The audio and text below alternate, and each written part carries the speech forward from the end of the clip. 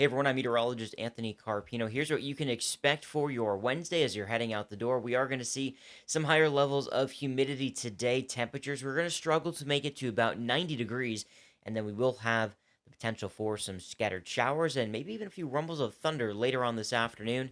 And then going through this evening. Don't forget to like and subscribe to the video if you want to see more local content in Connecticut as well as in New England.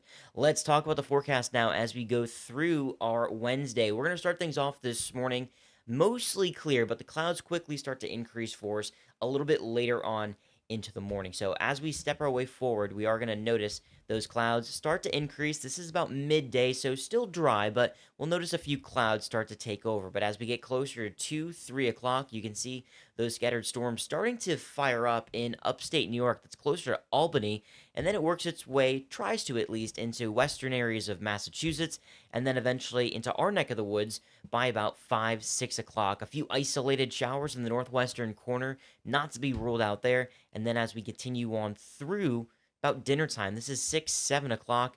This particular model really likes to pull in that scattered shower chance and yet even maybe some isolated heavier downpours as well. Keep an eye on radar if you do have outdoor plans, especially for the second half of today. But any plans for the morning will be in good shape. Let's talk about those temperatures a little bit here. We'll start things off this morning. Temperatures into the 70s, upper 60s, low 70s. So, yeah, a little bit of a muggier start for us. By 8, 9, 10 o'clock, we'll see those temperatures get back to the mid 80s, 87 degrees for the Hartford area by about midday. And then we continue to warm things up just a little bit more. Upper 80s to just about 90 degrees. This particular model pulls in some lower 90s, isolated lower 90s. But if we get a little bit more cloud cover, and then, of course, that chance for rain later on, you can see in Albany there, as those showers come in, we see some cooler temperatures. But there you go. By 6 o'clock, we have some of those scattered showers out there. If you miss the shower chance tomorrow for our Wednesday, well, we're really not going to have that chance to cool down all that much. So fingers crossed that we can get a little bit of rainfall. We actually could really use some rain for sure. Let's talk about the winds as well. If you're heading out the door, winds are going to start light out of the south. So any plans to go to the beaches, you're going to have that wind coming off the water. If you're on Long Island Sound itself, you'll likely have just a little bit of a breeze. Again, starting off out of the south, southwest later on into the morning. And as we get into the afternoon, we'll see that sea breeze try to kick in a little bit there. That sea breeze could actually interact with some of those scattered showers as well. So keep that in mind, especially for the second half of the day. Wind sustained there coming in out of the south still about 5, maybe even up to 15 miles per hour at times. And then we'll see that continue on through a little bit later on into the evening. High tide times for New London, that's going to be about 1 o'clock in the afternoon, just about 10 after 1 there. We'll take a look at Old Saybrook if you're coming out of the Connecticut River. Wait for this to load there. There you go, getting closer to about 2:20 in the afternoon. And for the New Haven area, we'll see high tide closer to about 3 o'clock in the afternoon. We're also going to keep a close eye on the tropics. We still have Tropical Storm Erin. It is expected to maintain that tropical storm strength all the way through about Thursday evening, maintaining that tropical storm strength, then becoming a hurricane, Category 1 hurricane. And then by Saturday, you see that M there. That is for major hurricane, and that will likely become a major hurricane, which is Category 3, winds of 115 miles per hour by Saturday evening, and then continuing to work its way off to the northwest by Sunday evening still as a major hurricane. But the question that everyone's been asking is, where does it go from here? Does it work its way further off to the northwest and maybe become more of a problem for places right along the southeastern coast of the U.S., or does it just stay out to sea?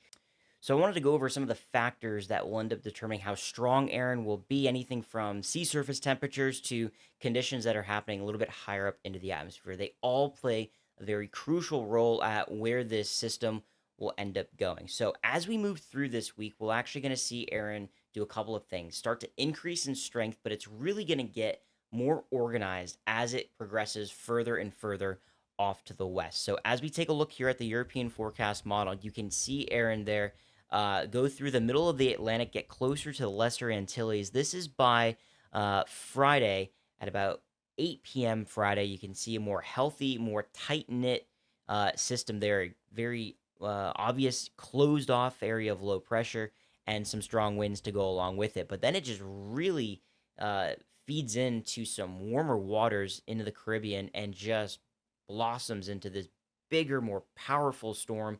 By this point, it's Saturday, and it is a major hurricane with winds 115 miles per hour, or maybe even a little bit higher. We have to end up seeing on the best conditions that the system moves through. Now, as we get past Saturday into Sunday, it starts to work its way further off to the northwest.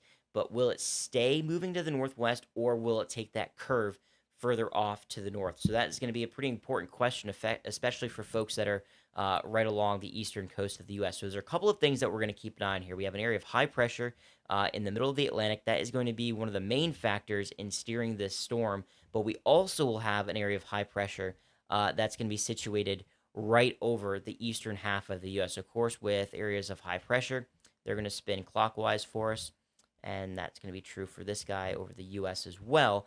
But we also have a third system that we're going to keep an eye on that will help play a factor in all of this. And you notice this area of blue in northern Canada.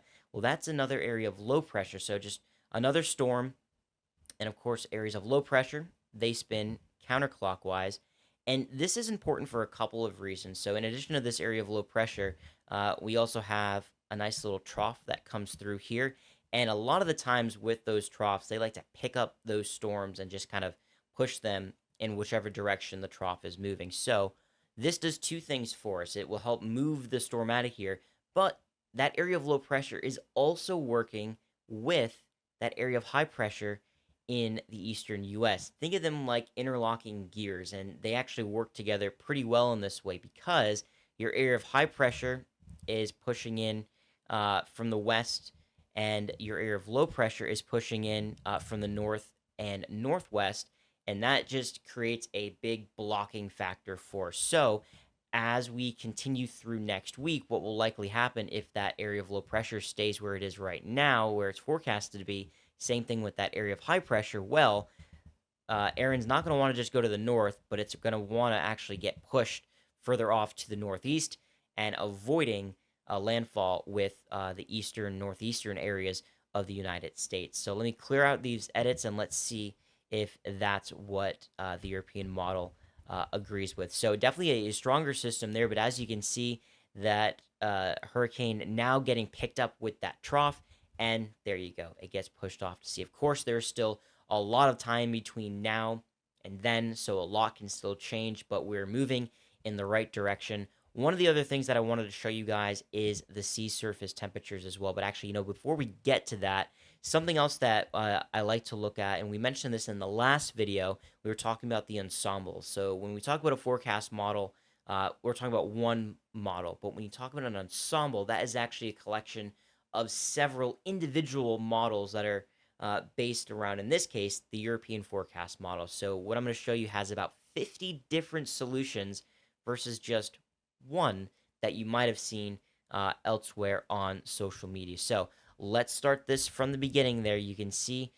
Erin developing in the middle of the Atlantic, continuing to develop. Now, each individual of these green little dots here, that is one possible area that the center of Erin could actually end up being. And if you remember when we did this video the other day, well, we had a much wider area of possibilities here. It was essentially anywhere from the middle Atlantic all the way to Cuba and portions of Florida. Now you can see just how much of a tighter area this now falls under. So more confidence as we head into not only the end of this week, but eventually into the upcoming weekend as well. As we head through portions of Monday, Tuesday, this is now Wednesday of next week, so August 20th, well, almost all of the ensembles for the European model keeps it off the coast of the U.S. Then as we head past Wednesday, this is now Thursday, Friday, and then we're getting really far out here, but you get the idea. Only one or two of those solutions getting it even close to the east coast of the U.S. So we're moving in the right direction there. That is just something that we'll have to keep a close eye on as we head into portions of the weekend and then in through next week as well. One of the other things I mentioned, that sea surface temperature. So Erin right now, of course, still a tropical storm, but you can see the sea surface temperatures there, the water temperature, just much cooler than when it will eventually get to the north of Puerto Rico. You can see those areas of red, very warm conditions there, and that will just act like jet fuel. That will really get this system energized.